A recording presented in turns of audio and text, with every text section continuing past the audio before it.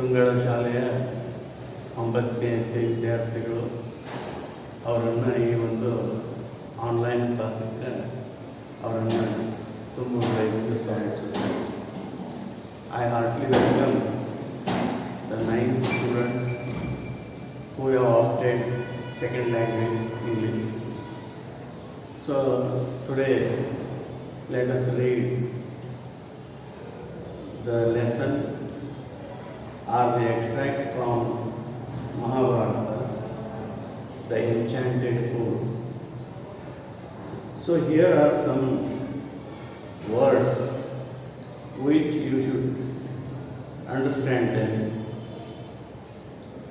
When we talk about people, we discuss their qualities.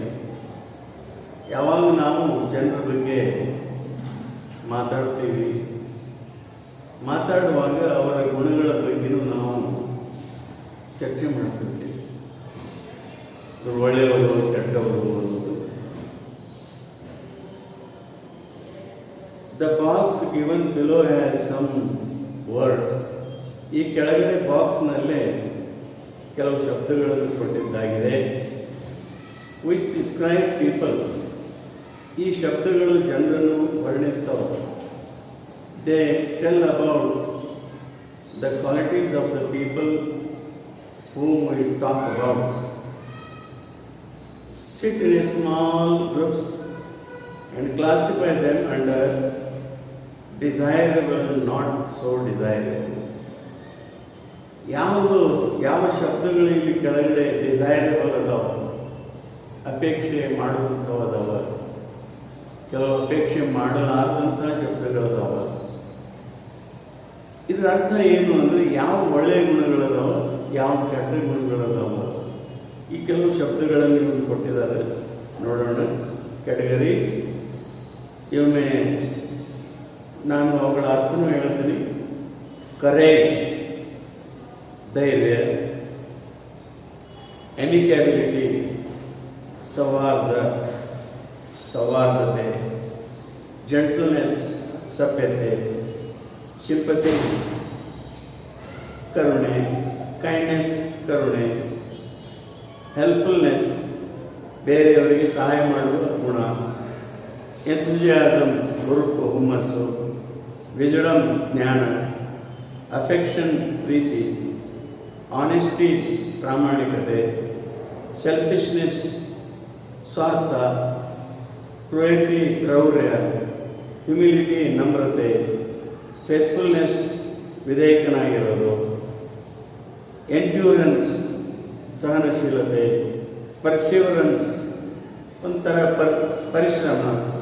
Determination, ದೃಢನಂಬಿಕೆ, ದೃಢ ನಿರ್ಧಾರ. Negligence, ತಿರಸ್ಕಾರ ಮಾಡೋದು ಅಥವಾ ಅಲಕ್ಷ್ಯ ಮಾಡೋದು. ಕ್ಯಾಲಸ್ನೆಸ್, ನಿಷ್ಠುರತೆ. ಕೇರ್ಲೆಸ್ನೆಸ್, ನಿಷ್ಕಾಳಜಿ. ಆ್ಯರೋಗನ್ಸ್ ಒರಟು. ಈ ರೀತಿಯಾದಂಥ ಈ ಶಬ್ದಗಳು ನಾವು ನೋಡಿದಾಗ, ನೀವು ಈಗ ಅರ್ಥನೂ ಹೇಳಿದ್ದೀನಿ ನಾನು, ಇದರಲ್ಲಿ ಯಾವ ಒಳ್ಳೆಯ ಗುಣಗಳು, ಯಾವ ಕೆಟ್ಟ ಗುಣಗಳು, ಯಾವುದನ್ನು ನಾವು ಕಲಿಯಬೇಕು, ಈ ಒಂದು ಅರ್ಥ ನಿಮಗೆಲ್ಲರಿಗೂ ಆಗಬೇಕು. ಮೊನ್ನೆ ಈ ಮಹಾಭಾರತದ ಒಂದು ಟಿ ವಿ ಪ್ರೋಗ್ರಾಮ್ಗಳಲ್ಲಿ ನಾವು ನೋಡಿದ್ದೇವೆ.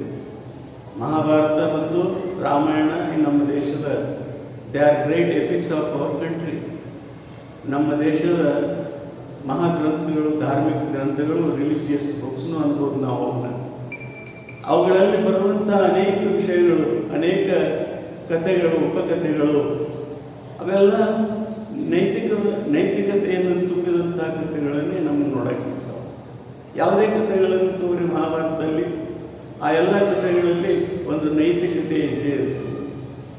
There is a moral background behind almost all the stories which we face or which we encounter, which we learn, which we study in this great epics of India. the Mahabharata. ಇಲ್ಲಿ ನಾವು ಬಹಳ ನೈತಿಕತೆಯನ್ನು ಕಲಿತೀವಿ. ಈ ಮಹಾಭಾರತದಲ್ಲಿ ಆಗಲಿ, ರಾಮಾಯಣದಲ್ಲಿ ಆಗಲಿ ಬರುವಂಥ ಕಥೆಗಳು ನಮ್ಮ ಜೀವನ ಪೂರ್ತಿಯಾಗಿ ನಮಗೆ guide, they will become guide friend and philosopher ಅಂತಿದ್ರು. ಅವೆಲ್ಲ ನಮಗೆ ಮಾರ್ಗದರ್ಶಕ ಆಗ್ತವೆ.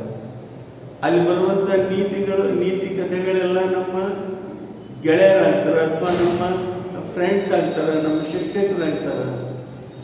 ಆ ಎಲ್ಲ ಒಂದು ಕಥೆಗಳನ್ನು ಓದಿದಾಗ ನಿಜವಾಗಿ ನಮ್ಮ ಪರ್ಸನಾಲಿಟಿ ಡೆವಲಪ್ಮೆಂಟ್ ಆಗೋದ್ರಲ್ಲಿ ಯಾವ ಸಂಶಯ ಇಲ್ಲ. There is no doubt. If we learn the stories and if we adapt then in our life, then we will have the great development of our own personality. ನಮ್ಮ ವ್ಯಕ್ತಿತ್ವದಲ್ಲಿ ಸಹಿತ ವಿಕಾಸ ಆಗ್ತದೆ ಈ ಕಥೆಗಳನ್ನು ಓದಿದಾಗ.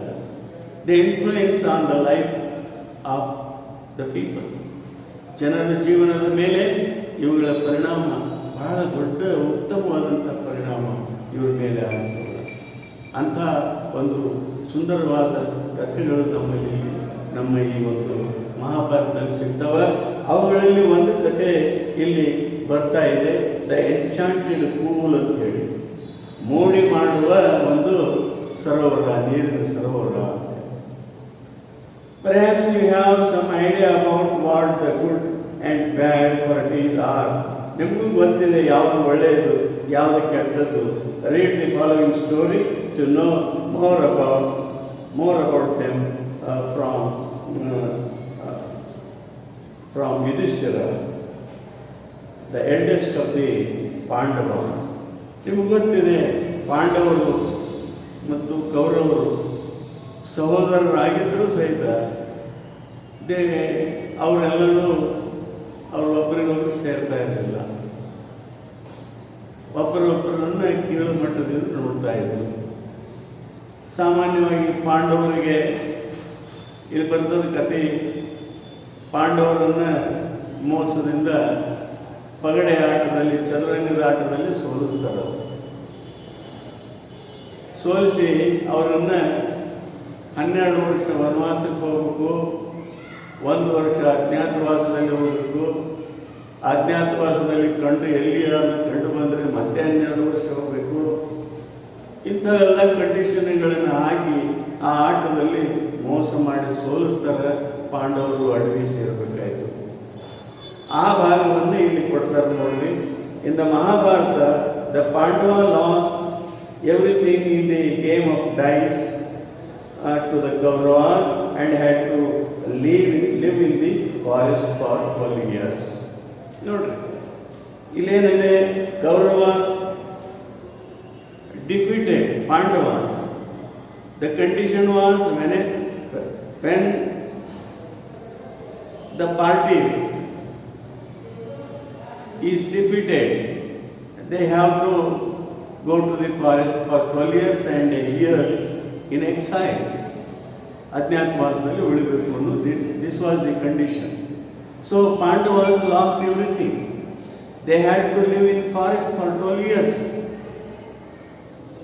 During this period, ಈ ಒಂದು ಕಾಲದಲ್ಲಿ they had to constantly move from one place to another for safety and to meet their daily needs. ಅಡವಿಯಲ್ಲಿ ಹೋದಾಗ ಏನಾದರೂ ಆಹಾರ ಬೇಕು.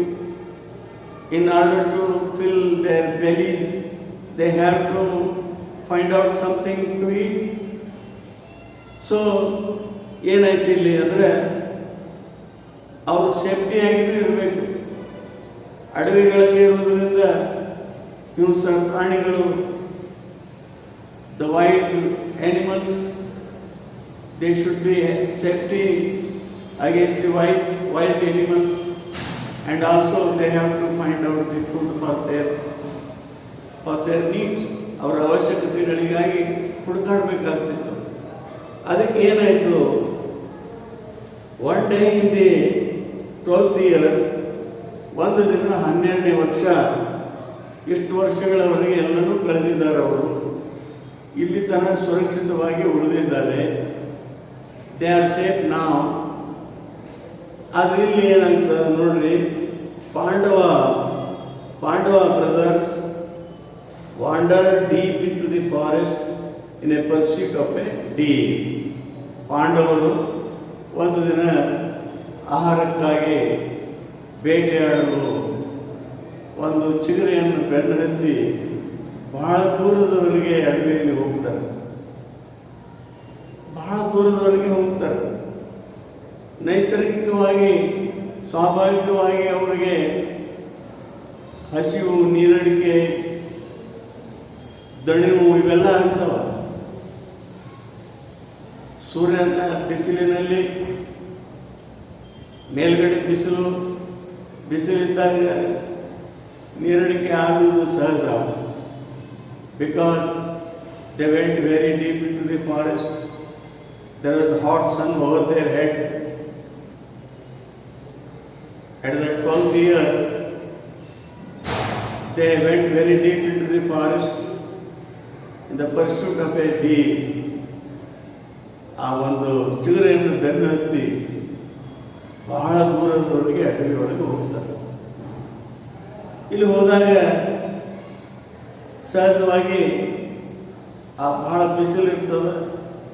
The sun was hot over it and the 5 brothers grew more and more weary and thirsty. Why were they more weary and thirsty?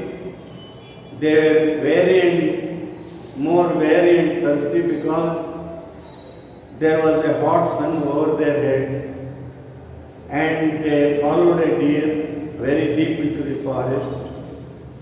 Yudhishthira sank down under a tree to take rest and said to Nakula. ಅವರು 5 ಮಂದಿ ನಿಮ್ಗೆ ಗೊತ್ತಿದ್ದ ಹಾಗೆ ಈ ಧರ್ಮ, ಭೀಮ, ಅರ್ಜುನ, ನಕುಲ, ಸಹದೇವ. ನಕುಲ ಸಹದೇವರು 2ನೇ ತಾಯಿ ಮಕ್ಕಳು, ಮಾದ್ರಿಯ ಮಕ್ಕಳು. ಇವರು 3 ಮಂದಿ ಕುಂತಿಯ ಮಕ್ಕಳು. ಪಾಂಡುರಾಜನಿಗೆ 2 ಹೆಂಡಂದಿರು. Panduraja had 2 wives, one Kunti and another Madri. Nakula and Sahadeva were the sons of Madri, and Dharma, Bhima, Arjuna were the sons of Kunti. But there was no difference between them, no misunderstanding among them. ಯಾವುದೇ ಅವರಲ್ಲಿ ಭೇದ ಭಾವ, difference ಏನೂ ಇರಲಿಲ್ಲ. There wasn't any difference between Madri's and Kunti's sons. ಎಷ್ಟು ಅನೋನ್ಯವಾಗಿದ್ದರು. They were affectionate. Dharma, being the eldest of Pandavas, he loved them with his heart. ಅವರನ್ನು ಬಹಳ ಪ್ರೀತಿಸ್ತಿದ್ದವ. ಅವರಲ್ಲಿ ಯಾವ ಭೇದ ಭಾವ ಮಾಡ್ತಾ ಇರಲಿಲ್ಲ. ಅದಕ್ಕೇನಾಯಿತು, Yudhishthira was also weary and thirsty. He got down under a tree and he sat in the shade of a tree and asked Nakula, said to Nakula, ಏನಂತ ನಕುಲನಿಗೆ, ಸಹೋದರ, brother, climb that tree and see whether there is any pool or river nearby. ನೋಡಪ್ಪ ಸಹೋದರನಾದಂಥ ನಕುಲನೇ, ಅಲ್ಲಿ ಸಮೀಪದಲ್ಲಿರುವಂತಹ ಗಿಡವನ್ನು ಏರು, ಸುತ್ತಮುತ್ತಲ ನೋಡಪ್ಪ, ಅಲ್ಲಿ ಏನಾದರೂ ನೀರು ಎಲ್ಲಾದರೂ ಇದೆಯೇ ಹೇಗೆ, if there was water nearby. He asked his brother Nakula to climb the tree and see whether there was water nearby.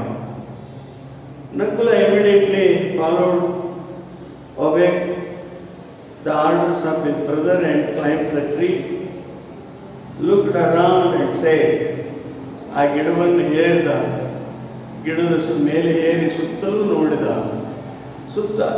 looked around, ಸುತ್ತಲೂ ನೋಡು, and said, at a little distance, ಹೇಳಿದವ, ಅಣ್ಣ, ಸಹೋದರನೇ, ಸ್ವಲ್ಪ ಅಂತರದಲ್ಲಿ, at a little distance, I see water, plants and cranes. ಅಲ್ಲಿ ಕೆಲವು ಸಸ್ಯಗಳನ್ನು ಮತ್ತು ಕೆಲವು ಕೊಕ್ಕರೆಗಳನ್ನು ನಾನು ನೋಡ್ತಾ ಇದ್ದೀನಿ ಅಂದಾಗ there must be certainly be water there. ಅಲ್ಲಿ ಕೊಕ್ಕರೆಗಳು ಮತ್ತು ನೀರಿದ್ದಲ್ಲಿ ಕೊಕ್ಕರೆಗಳು ಇರ್ತವೆ. ಅಲ್ಲಿ ಹಸಿರಾದಂಥ ಗಿಡಗಳು ಸಸ್ಯಗಳು ಇರುವುದರಿಂದ ಪಕ್ಷ ಅಲ್ಲಿ ನೀರಿನ ಒಂದು ಸ್ಥಾನ ವಾಸಸ್ಥಾನ ಇರಲೇಬೇಕು ಅನ್ನೋದು it is a logic. Logic ಅಂದರೆ ತರ್ಕ. ಅಲ್ಲಿ ಕೆಳಗೆ ಮ್ಯಾಲೆಲ್ಲೆಲ್ಲರೂ ಹೊಗೆ ಆಡ್ತಿರ್ತಂದ್ರೆ ಕೆಳಗೆ ಇರಲೇಬೇಕು ಅನ್ನೋ ಯಾವ ರೀತಿ ಒಂದು ತರ್ಕ ಇದೆ. ಹಾಗೆ ಇಲ್ಲಿನೂ when Nakula climbed the tree and looked around and saw that there were some water plants and cranes, he thought that there must be water. He reported or he informed his brother that there was water. There might be water because he could see the plants and the cranes. ಅಲ್ಲಿ cranes ಕೊಕ್ಕರೆಗಳು ಅದಾವನ್ನು ನೀರು ಇರಲೇಬೇಕು ಅನ್ನುವ ಒಂದು ತರ್ಕ. ಈ ಮಾತನ್ನು ತನ್ನ ಸಹೋದರನಾದಂಥ ಯುಧಿಷ್ಠಿರನಿಗೆ ಯಾರು ಹೇಳಿದ್ರು? ಈ Nakula. From the tree he informed his brother that there must be water because he could see some cranes and some water plants around. Next paragraph. Yudhishthira sent him to fetch some water to drink. Yudhishthira sent him. Nakula was glad when he got to the place and saw that there was a pool. Nakula was very happy to see the pool, a pond there full of water, pure water. When he saw the water, he was very happy. It is quite natural that when a thirsty person see the water, he will be very happy. We too also. When we are hungry, when we see the roti in our baskets at home, definitely we will go and devour. ಕಸ್ಕೊಂಡು ತಿಂದುಬಿಡ್ತೀವಿ ನಾವು ಹಸುವಾದಾಗ. ನೀರಡಿಕೆ ಆದಾಗ ಕಸಿದುಕೊಂಡು ಕುಡಿತೀವಿ. ಅದು ಅಷ್ಟು ಒಂದು ಆತುರತೆ ಆ ಹಸಿವು ಮತ್ತು ನೀರಡಿಕೆಯಲ್ಲಿ ಇದೆ ಅಂತ. ಜಗತ್ತಿನೊಳಗೆ ಎರಡೇ ನಾವು ಬೇಕಾದದ್ದು.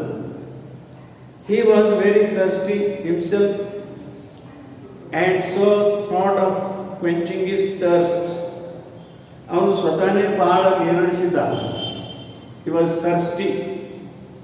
ಕ್ವೆಂಚಲು ನೀರಡಿಕೆಯನ್ನು ಹೋಗಲಾಡಿಸು, ಆತ ಬಾಯಾರಿಕೆಯನ್ನು ಹೋಗಲಾಡಿಸು. He wanted to quench his thirst. He was thirsty because you know already that there was a hot sun overhead and they followed a deer very deep into the forest and they were weary and thirsty. When he saw the water, he was very happy to see. He wanted to drink it immediately. ಕುಡದೇ ಬಿಡಬೇಕು ಅನ್ನೋದು ಅವನ ಮನಸ್ಸಿಗೆ ಬಂತು.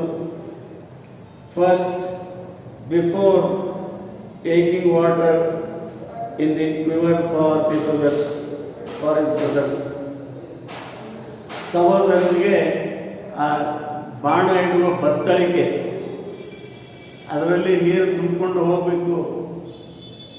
ನೀರು ತುಂಬಿಕೊಂಡು ಹೋಗುವುದ ಪೂರ್ವದಲ್ಲಿ ಸಹೋದರನಿಗೆ ಒಯ್ಯಬೇಕಲ್ಲ. ಹೋಗುವ ಪೂರ್ವದಲ್ಲೇ ತಾನು ತನ್ನ ನೀರಡಿಕೆಯನ್ನು ಬಾಯಾರಿಕೆಯನ್ನು ತೃಪ್ತಪಡಿಸಬೇಕು ಅನ್ನುವಂಥ ಮಹಾ ಇಚ್ಛೆ ಅವನ ಮನಸ್ಸಿನಲ್ಲಿ ಮೂಡಿತು. There was a great urge in the mind of Nakula to drink the water first, then he could carry the water in a quiver. ಆಮೇಲೆ ಒಯ್ಯಬೇಕು ಅಂತ ವಿಚಾರ ಮಾಡಿದ. ಮೊದಲೇ ಕುಡಿಬೇಕು. But no sooner did he dip his hand in the transparent water, ತನ್ನ ಕೈಯನ್ನು ಆ ಒಂದು ಟ್ರಾನ್ಸ್ಪರೆಂಟ್ ವಾಟರ್ ಅಂದರೆ ಆರ್ಪಾರಾಗಿ ಕಾಣುವಂಥ ನೀರು, ಸ್ವಚ್ಛವಾಗಿರ್ತದೆ ಭಾಳ.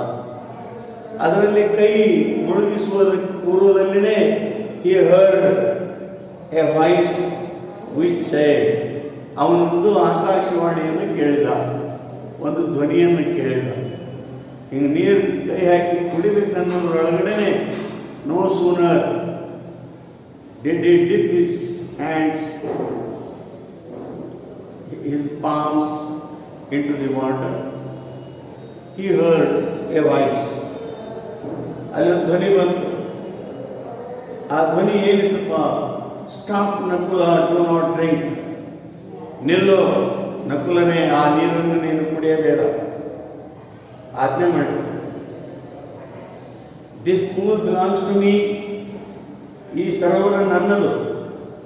ಓ ಸನ್ ಆಫ್ ಮಾದ್ರಿ, ಓ ಮಾದ್ರಿಯ ಮಗನೇ, answer my questions and then drink the water.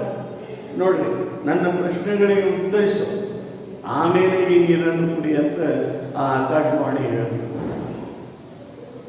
When Nakula was to drink the water, at the same time there was a voice which said, which prohibited him not to drink the water unless he give the answer to his questions. ಅವನ ಪ್ರಶ್ನೆಗಳಿಗೆ ಉತ್ತರವನ್ನು ಕೊಡುವುದಕ್ಕಿಂತ ಮೊದಲು ನೀನು ನೀರನ್ನು ಕುಡಿಯಬೇಡ. He had to answer them. The voice told him, the voice asked him to answer his questions first, then he could drink the water. He should not drink the water because he said that he was the owner of that pool. ನಾನು ಈ ಪೂಲಿನ, ಈ ಸರೋವರದ ಮಾಲೀಕನಾಗಿರುತ್ತೇನೆ, ಈ ನೀರನ್ನು ನೀನು ಕುಡಿಯಬೇಡ. ಯಾಕೆ? ನೀನು ಕೆಲವು ಪ್ರಶ್ನೆಗಳಿಗೆ ಉತ್ತರ ಹೇಳು, ಆಮೇಲೆ ನೀರನ್ನು ಕುಡಿಯುತ್ತೆ. So this was the condition put by the voice. Nakula was surprised. ನಕುಲನಿಗೆ ಆಶ್ಚರ್ಯ ಆಯ್ತಿದ್ರು. ಇದೇನಪ್ಪ ಇದು, ನಾವು ನೀರಡಿಕೆ ಆಗಿ ಬಂದವರಿಗೆ ನೀರು ಕೊಡೋದಿಲ್ಲ, ಪ್ರಶ್ನೆಗಳಿಗೆ ಉತ್ತರಿಸುವಂತ ಹೇಳಿದಲ್ಲ ಇವ. ಇದು ಆಶ್ಚರ್ಯ ಅನಿಸ್ತವನಿಗೆ, ನಕುಲನಿಗೆ. But carried away by his intense thirst and heedless of the warning. ಅವನ ನೀರಡಿಕೆ ಬಹಳ ಹೆಚ್ಚಾಗಿತ್ತು ಮತ್ತು ಈ ವಾರ್ನಿಂಗ್ ಏನು ಕೊಟ್ಟಿದ್ರು ಅವರು, ತಾಕೀತು ಮಾಡಿದ್ದ ಅಂತೀವಿ, ತಾಕೀತು ಮಾಡೋದು. ಆ ಧ್ವನಿ ಏನು ತಾಕೀತು ಮಾಡಿತ್ತು? ನೀರು ಕುಡಿಬೇಡ. ಆ ತಾಕೀತನ್ನು, ಆ ವಾರ್ನಿಂಗನ್ನು ಧಿಕ್ಕರಿಸಿದಾಗಿದ್ದ. ಅದಕ್ಕೆ ಯಾವೊಂದು ಲಕ್ಷ್ಯ ಕೊಡಲಿಲ್ಲ ನಕುಲ. ಹೀಡ್ಲೆಸ್, ಅಲಕ್ಷಿಸು of the warning, he knelt down and began to drink the water. ಮೊಳಕಾಲೂರಿ ಕುಳಿತುಕೊಂಡು ನೀರನ್ನು ಕುಡಿಯಲು ಪ್ರಾರಂಭಿಸಿದ. he neglected the warning given by the voice. ಆ ಧ್ವನಿಯು ಇವನಿಗೆ ಕೊಟ್ಟಂಥ ವಾರ್ನಿಂಗ್ ಅನ್ನು ನೆಗ್ಲೆಕ್ಟ್ ಮಾಡಿದನು. he disobeyed, ಅದನ್ನು ಪಾಲಿಸಲಿಲ್ಲ. he rejected, ಅದನ್ನು ತಿರಸ್ಕರಿಸಿದ. he was heedless, ಅದಕ್ಕೆ ಅಲಕ್ಷ್ಯ ಮಾಡಿ ಏನು ಮಾಡಿದ? he knelt down. KNEL, ನೀಲದು ಮೊಳಕಾಲೂರಿ ಕುಳಿತುಕೊಳ್ಳು. ನೀಲದು ಭೂತಕಾಲ, Neel, ನೆಲ್ತ್. ಯಾವಾಗಲೂ ಕ್ರಿಯಾಪದಗಳಿಗೆ 3 ರೂಪಗಳಿರ್ತಾವ. ಕ್ರಿಯಾಪದಗಳ ಬಗ್ಗೆ ನೀವೆಲ್ಲ ಆಮೇಲೆ ವಿವರಣೆಯನ್ನು ಕೊಡ್ತೀನಿ ನಿಮ್ಗೆ. ಇಲ್ಲಿ 3 ರೂಪಗಳಿದ್ದು ಈಗಾಗಲೇ ನಿಮ್ಗೆ ಗೊತ್ತದಾವ. Present tense, past tense, past ಪಾರ್ಟಿಸಿಪಲ್ಗಳದಾವ. ಮುಂದೆ ನಾವು ಕೆಲವು ಐಜಿಗಳನ್ನು ಹಚ್ತೀವಿ, ಎಸ್ ಅಥವಾ ಎಸ್ ಪ್ರತ್ಯಯಗಳನ್ನು ಹಚ್ತೀವಿ. ಹಿಂಗೆ 5 ಪ್ರಕಾರಗಳನ್ನು ಮಾಡ್ತೇವೆ ಕ್ರಿಯಾಪದದಲ್ಲಿ, ಕ್ರಿಯೆ ಅಂತ ಉಪಯೋಗ ಮಾಡುವಾಗ. ಇವೆಲ್ಲ ಏನು ನಾವು ಫೈನೈಟ್ ವರ್ಬ್ಗಳು ಅಂತೀವಿ ಇಂಗ್ಲೀಷ್ನಲ್ಲಿ. ಈ ಫೈನೈಟ್ ವರ್ಬ್ಗಳು ಕಾಲದ ತಕ್ಕಂತೆ ಬದಲಾವಣೆ ಆಗ್ತಾವೆ. ನಾನ್ ಫೈನೈಟ್ ವರ್ಬ್ಗಳು ಅದಾವ, ಅವು ಕಾಲದ ತಕ್ಕಂತೆ ಬದಲಾವಣೆ ಆಗುವುದಿಲ್ಲ. ನಾನ್ ಫೈನೈಟ್ದಲ್ಲಿ ಬರ್ತಾವೆ ಪಾರ್ಟಿಸಿಪಲ್ಸ್ ಬರ್ತಾವೆ, present participle, past participle, perfect participle, ಆಮೇಲೆ ಇನ್ಫಿನಿಟಿವ್, ಜೀರನ್, ಈ ರೀತಿಯಾಗಿ ಕ್ರಿಯಾಪದಗಳು ಬರ್ತಾವೆ. ಇವು ಭಾಳ ನಾವು ತಿಳ್ಕೊಳ್ಳೇಬೇಕಾದಂಥ ಕ್ರಿಯಾಪದದ ಬಗ್ಗೆ ತಿಳ್ಕೊಳ್ಳೇಬೇಕಾದಂಥ ವಿಷಯ. ಯಾಕಂದರೆ ಕ್ರಿಯೆ ಮಹತ್ವ ಭಾಳ ಮಹತ್ವ ಆಂಗ್ಲ ಭಾಷೆಯನ್ನು ಕಲಿಬೇಕಾದಾಗ ನಾವು ಕ್ರಿಯೆ ಎಲ್ಲ ರೂಪಗಳನ್ನು ಕಲಿಬೇಕು. We must understand all the types of verbs. I will explain them in next period or in course of time. I will discuss with you about the verbs. ಇಲ್ಲಿ ನಾವು ನೀಲ್, ನೆಲ್ಟ್, ನೆಲ್ಟ್, ಕೆ ಉಚ್ಚಾರ ಆಗೋದಿಲ್ಲ, K is silent here. Kneel, KNWEL, kneel, knelt, knelt, ಮೊಳಕಾಲು ಕುಳಿತುಕೊಳ್ಳು. ಇಲ್ಲಿ Nakula knelt down and began to drink the water, neglecting the warning given by the voice. ಆ ಧ್ವನಿ ಅದನ್ನು ಪೂರ್ತಿಯಾಗಿ ತಿರಸ್ಕಾರ ಮಾಡಿ ನೀರು ಕುಡಿಯಲು ಪ್ರಾರಂಭ ಮಾಡಿದ. At once he began to feel terribly drowsy. ಆ ನೀರನ್ನು ಕುಡಿದ ಕ್ಷಣ ಅವನಿಗೆ ಮೂರ್ಛೆ ಬಂದಂತೆ ಆಯಿತು. And he fell down to all appearance dead. ಅವನು ಸತ್ತವರಂತೆ ಕೆಳಗಡೆ ಬಿದ್ದು ಬಿಟ್ಟ. ನೋಡ್ರಿ, ಆ ನೀರು ಕುಡಿಬೇಡಪ್ಪ. ಯಾಕಂದರೆ ಎಷ್ಟೋ ಸಲ ನಾವು ಇದನ್ನು ಮಾಡಬೇಡ ಅಂತ ಹೇಳ್ತೀವಿ. ನೋಡ್ರಿ, ನಾವೆಲ್ಲ ಸಾಕಷ್ಟು ಹೇಳಿದ್ದೀವಿ ಇವನಿಗೆ ಹೇಳಿದೀವಿ, ಕೇಳಿಲ್ಲ, ಎಲ್ಲ ಕೈ ಸುಟ್ಕೊಂಡು ನೋಡ್ರಿ. ಕೈ ಸುಟ್ಕೊಳ್ಳೋದು ಅದು ಕೈ ಕರೆಕ್ಟಾಗಿ ಸುಟ್ಕೊಳ್ಳೋದು ಅಲ್ಲ, ಅದರಲ್ಲಿ ಅಪರಿಶಿಷ್ಟನ್ನು ಒಂದು. ಯಾವುದೇ ಮಾತನ್ನು ಹಿರಿಯರ ಮಾತನ್ನು ನಾವು ಕೇಳಿಲ್ಲ, ಅವರ ಮಾರ್ಗದರ್ಶನದಲ್ಲಿ ನಾವು ಹೋಗಲಿಲ್ಲ, ನಾವು ಜೀವನದಲ್ಲಿ ಏನನ್ನೂ ಸಾಧನೆ ಮಾಡೋಕ್ಕಾಗಲ್ಲ. ಜೀವನದಲ್ಲಿ ಗುರಿಗಳನ್ನು ಇಡಬೇಕು. ಅಬ್ದುಲ್ ಕಲಾಂ ಹೇಳ್ತಿದ್ರು, don't put small aims before you. ನೀವು ಸಣ್ಣ ಗುರಿಗಳನ್ನು ಇಡಬೇಡಿ, you put the big aims. ದೊಡ್ಡ ದೊಡ್ಡ ಗುರಿಗಳನ್ನು ಇಡ್ರಿ. ಅದನ್ನು ಮುಟ್ಟುವ ಅಥವಾ ಅದನ್ನು ಸಾಧಿಸುವ ಒಂದು ಪುಟ್ ಯುವರ್ ಎಫರ್ಟ್ಸ್. ಒಳ್ಳೆಯ ಪ್ರಯತ್ನ ಮಾಡಿರಿ. Try your level best to reach to that goal, to that aim, to fulfil the appetites of your own parents. ತಂದೆ ತಾಯಿಗಳ ಇಚ್ಛೆಗೆ ತಕ್ಕಂತೆ ಮಗನಾಗಿರಬೇಕು. ಹೇಗಿರ್ಬೇಕು ನಾವು ತಂದೆ ತಾಯಿಗಳಿಗೆ ತಕ್ಕಂತೆ? ಇಲ್ಲಿ ನೋಡ್ರಿ, ನಕುಲ ಸಹದೇವರು ಆ ಧರ್ಮನ ಮಾತನ್ನು ಅಷ್ಟೇ ಅಲ್ಲ, ಭೀಮ ಅರ್ಜುನ ನಕುಲ ಸಹದೇವರು ಆ ತಂದೆಯ ಸ್ವರೂಪದಲ್ಲಿರುವಂಥ ಅಣ್ಣನ ಮಾತನ್ನು ಯಾಕೆ ಕೇಳ್ತಿದ್ರು? They were obedient brothers. ಬಹಳ ಆಜ್ಞಾಧಾರಿತವಾದಂಥ ಸಹೋದರರಾಗಿದ್ದರು.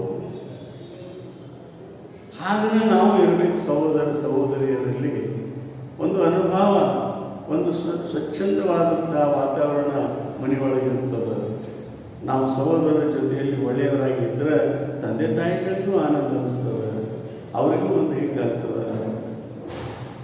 ಹಾಗೆ ಇಲ್ಲಿನೂ ನಾವು ನೋಡ್ತೀವಿ, ಏನು ಯುಧಿಷ್ಠಿರ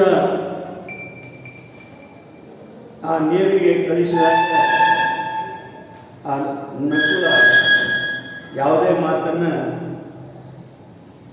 ಆ ವಾಣಿ ಹೇಳಿದ್ದನ್ನು ಪಾಲಿಸಲಿಲ್ಲ. He did not obey the orders of the voice. He knelt down and began to drink the water and felt drowsy and fell down dead beside the pool. ಆ ಪೂಲಿನ ಬಾಜು ಹೋಗಿ ಸತ್ತವರಂತೆ ಬಿದ್ದು ಬಿಟ್ಟ ಆ ನೀರನ್ನು ಕುಡಿದಾಗ. ಅಲ್ಲಿಂದ ಏನಾಯಿತು? When Nakula did not return for a long time, Nakula ಬಹಳ ಸಮಯದವರೆಗೆ ಬರಲಿಲ್ಲ ಅಂದಾಗ ಸಹಜವಾಗಿ ಚಿಂತೆ ಶುರುವಾಗಿತ್ತು ಯುಧಿಷ್ಠಿರನಿಗೆ. He thought that Yudhishthira sent Sahadeva. ಅವನು ಬಹಳ ಸಮಯದವರೆಗೆ Nakula did not come back or return back ಅನ್ನಂಗಿಲ್ಲ, ಕಮ್ ಬ್ಯಾಕ್ ಅಂದರೆ ರಿಟರ್ನ್ ಅಷ್ಟೇ ಅಂದರೆ. ಹಾಗೆ he did not come back. He was very anxious. He thought that something had happened to him. So he asked his younger brother Sahadeva, youngest brother Sahadeva, to see what that matter was. Sahadeva also ignored the warning. ಸಹದೇವನು ಹೋದ, ಅವನು ಅದು ವಾರ್ನಿಂಗನ್ನು ಯಾವ ಒಂದು ಆ ತಾಕೀತನ್ನು ಅಂತೀವಿ ನಾವು ಉತ್ತರ ಕರ್ನಾಟಕದಾಗ ವಾರ್ನಿಂಗ್ ತಾಕೀತ್ ಮಾಡ್ತೀನಿ ನೋಡ, ನಿನಗೆ ಗೊತ್ತಿರ್ತಾರೆ ಮುಂಜಾಗ್ರತೆ, ಅದನ್ನು ಅವ ನಿರಾಕರಿಸಿದ. ಅವನು ಏನಾಯ್ತು, he drank the water and at once dropped down, ನೀರು ಕುಡಿದು ನೆಲಕ್ಕೆ ಬಿದ್ದು ಬಿಟ್ಟ. when Sahadeva too failed to return, ಸಹದೇವನು ಹೊಳ್ಳಿ ಬರಲಿಲ್ಲ, ಆಮೇಲೆ ನಕುಲನು ಹೊಳ್ಳಿ ಬರಲಿಲ್ಲ. Yudhishthira sent Arjuna to see whether the brothers had met with any danger. ಏನಾದರೂ ಅಪಾಯಕ್ಕೆ ಸಿಕ್ಕಾಕಿಕೊಂಡಿರಬೇಕು. they might have met any danger, ಯಾವುದೋ ಒಂದು ಅಪಾಯಕ್ಕೆ ಸಿಕ್ಕಾಕಿರಬೇಕು ಸಹೋದರರೆಲ್ಲ. ಅದಕ್ಕೆ ಅರ್ಜುನ ವೀರ ಧೀರ ಶೂರ ಗಾಂಡೀವ ಅವನನ್ನು ಪಾರ್ಥನನ್ನು ಕಳಿಸಿದರು, ಆಜ್ಞೆ ಮಾಡಿ ಕಳಿಸಿದರು. ಹಾರ್ಟ್ ಬ್ರೋಕನ್ ವಿತ್ ಗ್ರಿಫ್, ಅವನ ಹೃದಯವೇ ಒಡೆದು ಹೋಯಿತು ದುಃಖದಿಂದ. ಅವನೇನು ಮಾಡಿದ, he wanted to avenge their deaths, ಅವರ ಮರಣದ ಒಂದು ಶೇಡನ್ನು ತೀರಿಸಿಕೊಳ್ಳಬೇಕು ಅನ್ನೋದು ಅರ್ಜುನನಲ್ಲಿ. however he too was overwhelmed by a monstrous thirst, ಅವನಿಗೂ ಬಹಳ ನೀರಡಿಕೆ ಆಗಿತ್ತು. ಅದಕ್ಕೆ ಅವನು ಏನು ಮಾಡಿದ, which compelled him towards the fatal pool, ಆ ಪೂಲದ ಕಡೆಗೆ ಹೋದ. ಆ ನೀರನ್ನು ಕುಡಿಬೇಕು ಅನ್ನೋದ್ರಲ್ಲೇ again the warning voice was heard. ಕುಡಿಯುವಷ್ಟರಲ್ಲಿ ಮತ್ತೆ ಆ ಧ್ವನಿ ಅರ್ಜುನನಿಗೆ ಹೇಳಿತು, answer my questions before you drink the water. ನೀರು ಕುಡಿಯೋದಕ್ಕಿಂತ ಮುಂಚೆ ನನ್ನ ಪ್ರಶ್ನೆಗಳಿಗೆ ನೀನು ಉತ್ತರಿಸು. ದಿಸ್ ಪೂಲ್ ಇಸ್ ಮೈನ್, ಇದು ನನ್ನ ಒಂದು ಸರೋವರ. ಇಫ್ ಯು ಡಿಸೊಬೇ ಮೀ, ನೀನು ನನ್ನ ಆಜ್ಞೆಯನ್ನು ಪಾಲಿಸದಿದ್ದರೆ, ಒಬೇ ಡಿಸೊಬೇ, ಹಾಗೆ ಪಾಲಿಸಲಿಲ್ಲ ಅಂದರೆ you will follow your brothers, ನಿನ್ನ ಸಹೋದರರು ಅನುಸರಿಸ್ತಾ ಇದ್ವಿ. ನಿನ್ನ ಸಹೋದರರು ಏನಾಗಿದ್ದಾರೆ, ಈಗ ಸತ್ತು ಆ ಸರೋವರದ ಮಧ್ಯದಲ್ಲಿ ಬಿದ್ದಿದ್ದಾರೆ, ಅದರಂತೆ ನೀನು ಆಗ್ತೀಯಾ. So the voice again warned Arjuna. he warned all the brothers who had drunk the water and died there only, fell on the ground beside the pool. In the same way he warned Arjuna that he would follow his own brothers if he would drink the water without the permission of the wise. You will follow your brothers. Arjuna became very angry. ಸಹಜಿಕದ ಭಾಳ angry, ಸಿಟ್ಟಿಗೆ ಬಂದವ ಅರ್ಜುನ. ಯಾಕಂದ್ರೆ ಅರ್ಜುನ ಯಾವಾಗಲೂ ವೀರಶೂರ, ಇಂಥ ಒಂದು ಧ್ವನಿಗಳಿಗೆ ಬಹಳ ಮನ್ನಣೆಯನ್ನು ಕೊಡ್ತಾ ಇರಲಿಲ್ಲ ಅವ. ಅದಕ್ಕೆ ಅವನು ಸಹಿತ ಇಲ್ಲಿ ಈ ಕ್ರೈಡ್ ಹೋಗಿಯು, ನೀನು ಯಾರು ಅಂತ ಚೀರ್ದ. Come and stand up to me, ಬಾ ನನ್ನ ನಿಲ್ಲು, and I will kill you, ನಾನು ನಿನ್ನನ್ನು ಕೊಂದೇ ಬಿಡ್ತೀನಿ ಮಗನೇ, ಬಂದ್ಬಿಡ್ರಿ ಯಾವುದೇ ಅಂತ. ಈ ಜಗತ್ತಿನಲ್ಲಿ ನನ್ನನ್ನು ಸೋಲಿಸಿದವರು ಯಾರೂ ಇಲ್ಲ, ನೀನ್ಯಾರೋ ನನ್ನನ್ನು ಸೋಲಿಸುವವನು.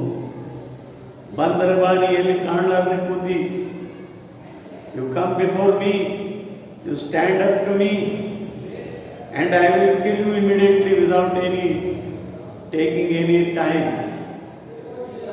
He shot sharp arrows in the direction of the voice. ಆ ಧ್ವನಿಯ ಕಡೆಗೆ ಈ ಬಾಣಗಳನ್ನು ಬಿಟ್ಟ ಶಾರ್ಪ್ ಹದನವಾದಂಥ ಬಾಣಗಳನ್ನು ಬಿಟ್ಟ.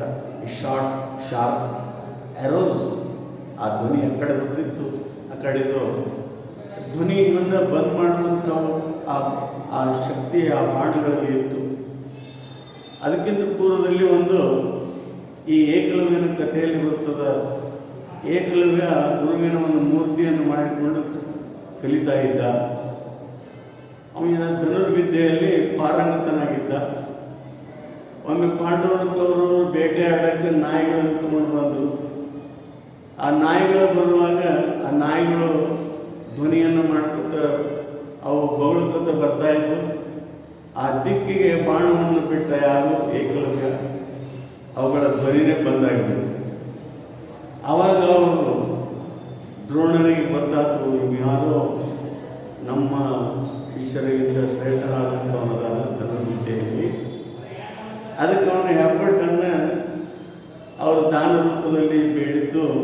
ಇದು ಇತಿಹಾಸದಲ್ಲಿ ಒಬ್ಬ ಗುರು ಮಾಡಬಾರದಂಥ ಕೆಲಸವನ್ನು ದ್ರೋಣಾಚಾರ್ಯರು ಮಾಡಿರಬೇಕು ಅಂತ ನಾವೀಗ ಆಧುನಿಕ ಯುಗದಲ್ಲಿ ಅಂತೀವಿ. ಯಾವುದು ಭಕ್ತಿಲಿ ಕೊಟ್ಟಿದ್ದಾನವ ಅಂತ ನಾವು ಆಗಿನ ಕಾಲದಲ್ಲಿ ಅನಿಸುತ್ತಿರಬೇಕು. ಆದರೆ ಒಬ್ಬ ಬೇಡ ಹುಡುಗ ಆತ ದ್ರೋಣಾಚಾರ್ಯರ ಒಂದು ಮೂರ್ತಿಯನ್ನು ಇಟ್ಟು ಧನುರ್ವಿದ್ಯೆಯನ್ನು ಕಲಿಯಕತ್ತಿದ್ದ. ಅದು ಅಂಥ ಒಬ್ಬ ಹುಡುಗ ಅವನಿಗೆ ಮುಂದೆ ಪಾಂಡವರು ಕೌರವರಿಗಿಂತ ಮುಂದೆ ಹೋಗಬಾರದು ಅಂಥೇಳಿ ಅವನ ಹೆಬ್ಬಟ್ಟನ್ನು ದಾನ ರೂಪದಲ್ಲಿ ತೆಗೆದುಕೊಂಡು ಅನ್ನೋ ಕಥೆಯನ್ನು ನಾವು ನೋಡ್ತೇವೆ. ಹಾಗೆ ಇಲ್ಲಿ ಧನುರ್ವಿದ್ಯೆಯಲ್ಲಿ ಶ್ರೇಷ್ಠನಾದಂಥ ಈ ಅರ್ಜುನ ಆ ಧ್ವನಿಯ ಕಡೆಗೆ ತನ್ನ ಬಾಣಗಳನ್ನು ಬಿಟ್ಟಾಗ ಏನಾಯಿತು? The invisible being laughed. ಆ ಇನ್ವಿಸಿಬಲ್ ಅಂದರೆ ಅಗೋಚರ, ವಿಸಿಬಲ್ ಗೋಚರಿಸು. ಈ ಅಗೋಚರವಾದಂಥ ಆ ವ್ಯಕ್ತಿ ನಕ್ ಲಾಫ್ ಆ್ಯಕ್ಟ್ ಅಂದರೆ ವಿಡಂಬನೆ ಮಾಡು. ಲಾಫ್ ಆ್ಯಕ್ಟ್ ವಿಡಂಬನೆ ಮಾಡು. ನಗ್ತಾರಲ್ಲ, ನಾವು ನೋಡ್ತೀವಿ ಪೌರಾಣಿಕ ಕಥೆಗಳಲ್ಲಿ ಏನೋ ಹಿಂಗೆ ನಕ್ಕು ಮಾತಾಡೋದು. ಲಾಫ್ ಆ್ಯಕ್ಟ್ ವಿಡಂಬನೆ ಮಾಡಿದ್ರು. ಏನ ಮಗನೇ ಅಂದ. ಇನ್ ಸ್ಕಾರ್ ಅಂಡ್ ಸೈಡ್ ಸಿಟ್ಲಂದ, your arrows can't touch me. ನಿನ್ನ ಬಾಣಗಳು ನನ್ನನ್ನು ಮುಟ್ಟಲಾರವು. ಎಲೆ ಅದಮ, ನಿನ್ನ ಬಾಣಗಳು ನನ್ನನ್ನು ಮುಟ್ಟುವುದಿಲ್ಲ, ಸಾಧ್ಯಲ್ಲ. Arjuna wanted to destroy this unseen foe. FOE ಅಂದರೆ ವೈರಿ.